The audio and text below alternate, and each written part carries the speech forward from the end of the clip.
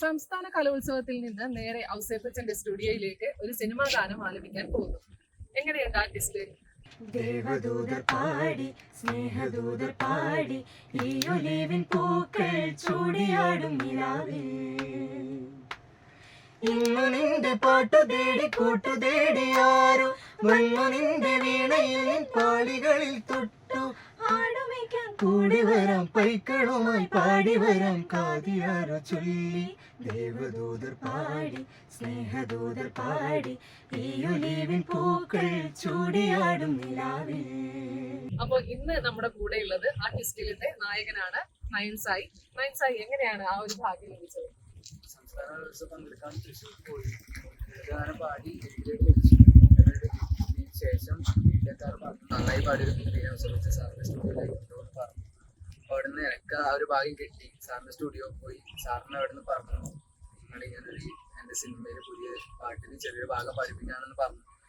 അപ്പം അത് കേട്ടപ്പോൾ തന്നെ എന്താണ് ഉണ്ടായെന്ന് അറിയില്ല. ശരിക്കും സത്യം പറഞ്ഞ ഷോക്കാണ് ഉണ്ടായത്. കാരണം ഒരിക്കലും വിചാരിക്കാത്തൊരു കാര്യമാണ്. കാരണം എഴുതാനും പാടിയൊക്കെ ലഭിച്ചു. നേരെ സാറിന്റെ സിനിമയിൽ ചെറിയൊരു ഭാഗം പാടാൻ അവസരം കിട്ടി. വലിയൊരു സന്തോഷം. അപ്പൊ ആ ഒരു ലളിതഗാനം നമുക്ക് കണ്ടൊന്ന് പാടാം. നിലാവിൽ നനഞ്ഞൊരു നിശാഗന്ധിപ്പൂവിൻ നയനങ്ങളാരെ തിരയുന്നു കാദംബരിയിൽ കളഭകലശം ചെയ്യും കാതര ചന്ദ്രികയും വിട പറഞ്ഞു. അപ്പൊ ഈ ലളിതഗാനം പഠിപ്പിച്ചതാരാണ്? പഠിപ്പിച്ചത് അച്ഛൻ തന്നെയാണ്. അച്ഛനെ എഴുതി കമ്പോസ് ചെയ്ത ലളിതഗാനം. അപ്പൊ അച്ഛന്റെ പേര് ഇവിടെ നിന്ന് പറഞ്ഞാല് രാജേഷ് തൃക്കരിപ്പൂർ. രാജേഷ് തൃക്കരിപ്പൂർ. അപ്പൊ അതുപോലെ വീട്ടിൽ വേറൊരാൾ കൂടിയുണ്ട് പാട്ടിൽ സ്പെഷ്യലൈസ് ചെയ്ത് സ്റ്റാർ ആയി നിൽക്കുന്ന ഒരാള്. ആ ആളുടെ പേരും കൂടെ നിരുപം സായി. അപ്പൊ നമുക്ക് അച്ഛനും ഏട്ടനും കൂടി ഇങ്ങോട്ട് വിളിച്ചാല്. അപ്പൊ നയന്റെ അടുത്ത് സംസാരിച്ച് ഇപ്പൊ പറഞ്ഞു ഏട്ടനൊരു ഗായകനാണ്. അപ്പൊ ഗായകന്റെ വിശേഷം എന്തൊക്കെയാണ്? പാട്ട് ചെറുപ്പം മുതൽ അച്ഛനടുത്ത് തന്നെ പഠിക്കുന്നത്.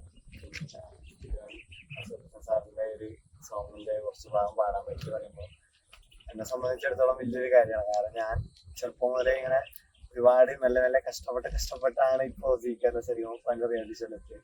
പക്ഷെ മറ്റൊരു ഇതുകൊണ്ട് തന്നെ ഡയറക്റ്റ് അത് ഔസേപ്പച്ചൻ സാറിനെ പോലുള്ളൊരു സംഗീത സംവിധായകന്റെ ഒരു കൂടെ ഇതിൽ പാടാൻ പറ്റുക പറഞ്ഞാൽ വലിയൊരു കാര്യം. അപ്പൊ ഇതിനെക്കാട്ടി നല്ലൊരു ഓപ്പർച്യൂണിറ്റി ഞാൻ കരുതുന്നുണ്ട്.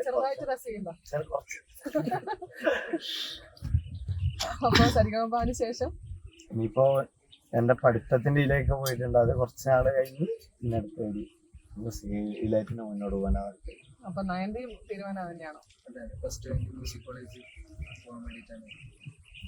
അപ്പൊ മാഷെ, എങ്ങനെയാണ് ഈ രണ്ട് മക്കൾക്ക് ഈ ഒരു ഭാഗ്യം സിദ്ധിച്ചത്? അതില് അച്ഛൻ നല്ല രീതിയിൽ ഒരുപാട് അഭിമാനമുണ്ട്. ദൈവത്തിനോട് ഒരുപാട് പ്രാർത്ഥനയാണ്. കാരണം എല്ലാ രണ്ട് മക്കളും കുഴപ്പമില്ലാതെ പാടുന്ന രണ്ട് മക്കളെ കിട്ടുക എന്നുള്ളത് ഏതൊരു അച്ഛൻ്റെ അമ്മയുടെ സ്വപ്നമാണ്. രണ്ടുപേരും ഇങ്ങനെ കിട്ടിയത് എനിക്ക് വളരെയധികം സന്തോഷം. അറിയാതെ കുളിർമാരിയായി പെയ്തു നീരവരാവി ശ്രുതി ചേർന്നുവെങ്കിൽ മൃദുരമായി ലയമഞ്ജരി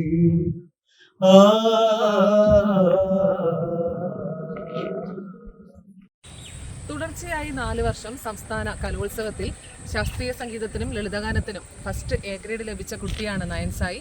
അതുപോലെ ഇപ്പോൾ സിനിമയിലും പാടാൻ അവസരം കൈവന്നിരിക്കുന്നു. ഇനിയും ഈ പ്രതിഭ മുന്നോട്ട് തന്നെ നീങ്ങട്ടെ എന്ന് ആശംസിക്കുകയാണ്. ക്യാമറാമാൻ ഉർമീസിനൊപ്പം സുധാ സുരേന്ദ്രൻ, നെറ്റ്വർക്ക് ന്യൂസ്.